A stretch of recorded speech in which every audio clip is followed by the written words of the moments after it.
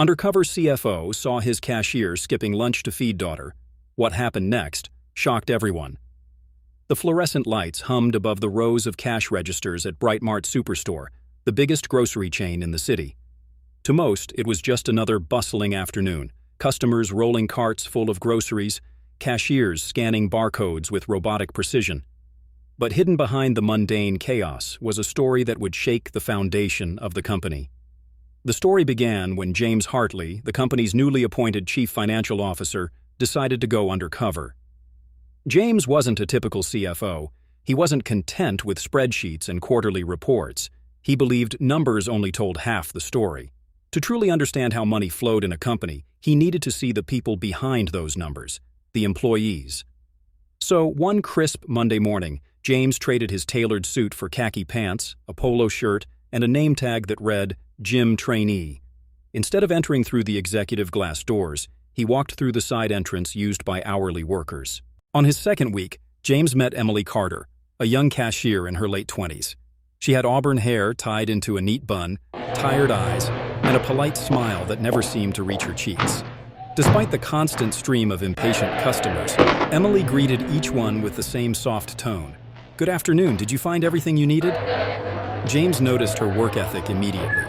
While others sometimes leaned against counters or sighed between customers, Emily kept herself composed, her hands steady, her scanning efficient. Yet there was something about her, an aura of quiet struggle, like she was carrying more weight than her slim frame could bear. It wasn't until lunch break that James understood. The employee break room was a stark contrast to the shiny aisles outside, faded posters on the wall, a humming soda machine, and the smell of reheated leftovers. James brought a modest sandwich, eager to blend in. He noticed Emily sitting at the corner table with a little girl, no more than 7 years old, her hair in pigtails and her school books spread out in front of her. "Mom, aren't you eating too?" the child asked. Emily smiled, sliding the only sandwich across the table. "I'll grab something later, sweetheart. You need this more than I do." The girl frowned. "But you skipped lunch yesterday too." James froze. He realized Emily was sacrificing her meals so her daughter could eat. Emily glanced around quickly, her cheeks flushing as though she was embarrassed to be overheard. "Finish your food, Lily," she whispered. "Mommy's fine." But she wasn't fine. James could see the hollowness in her cheeks, the way her shoulders slumped when she thought no one was watching. Over the next few days, James paid closer attention.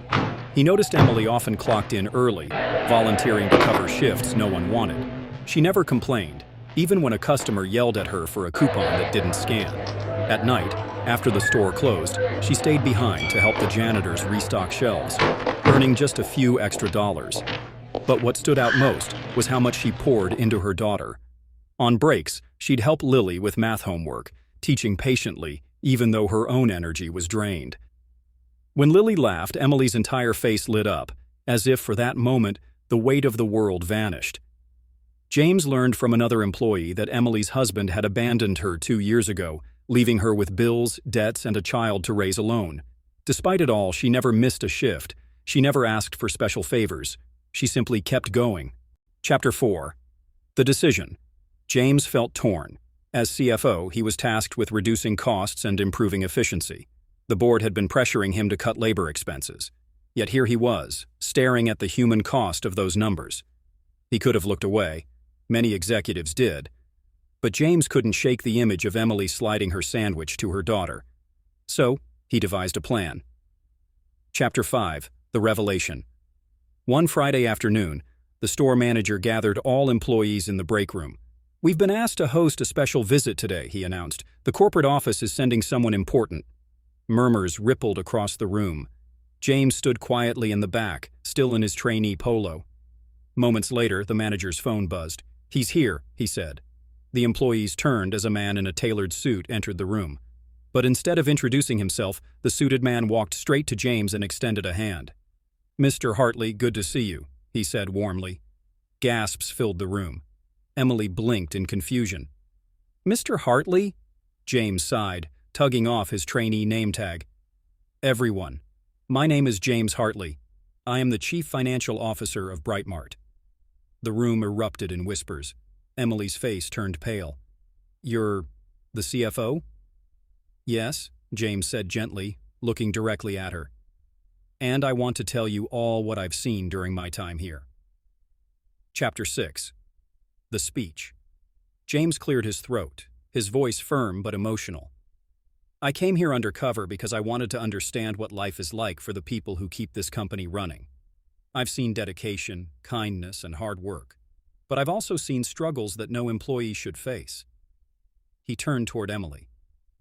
I saw a mother skipping meals so her daughter wouldn't go hungry. I saw sacrifice that broke my heart. Emily's eyes widened. She tried to hide her face, but everyone already knew who he was talking about. And that, James continued, is unacceptable. If a company as large as Brightmart cannot ensure that its employees can feed themselves and their families, then we are failing at the most basic level of humanity. The room went silent. Some employees nodded, others wiped away tears. Chapter 7. What happened next? James made an announcement that stunned everyone. Effective immediately, Brightmart will implement a new employee support program. Every worker will receive a living wage adjustment, access to free meals during shifts, and scholarships for employees' children. And this, he paused, turning to Emily, starts with you. Emily shook her head in disbelief. I don't know what to say. James smiled warmly. Don't say anything. Just know that your strength inspired this change. You've reminded us all why compassion matters more than profit margins. But he wasn't finished. He reached into his briefcase and pulled out a crisp folder. Emily Carter, starting next week, you will be promoted to Assistant Store Manager. Your leadership, dedication, and resilience have proven you deserve so much more than what you've been given. The employees burst into applause. Emily covered her mouth, tears streaming down her face. Lily, who had been sitting in the corner with her homework, ran into her mother's arms. Does this mean you'll eat with me now, Mommy? She asked innocently. The room fell silent, then erupted into laughter and more tears. Chapter 8. The Ripple Effect. News of the undercover CFO spread quickly beyond the store. Local newspapers ran the headline, CFO goes undercover, discovers cashier skipping meals for daughter, changes company forever. Customers wrote letters praising the company. Other corporations began re-examining their policies. Emily became somewhat of a local hero, though she remained humble, always insisting, I just did what any mother would do. But behind closed doors, James confessed to the board of directors. If we measure success only by profits, we'll always be empty.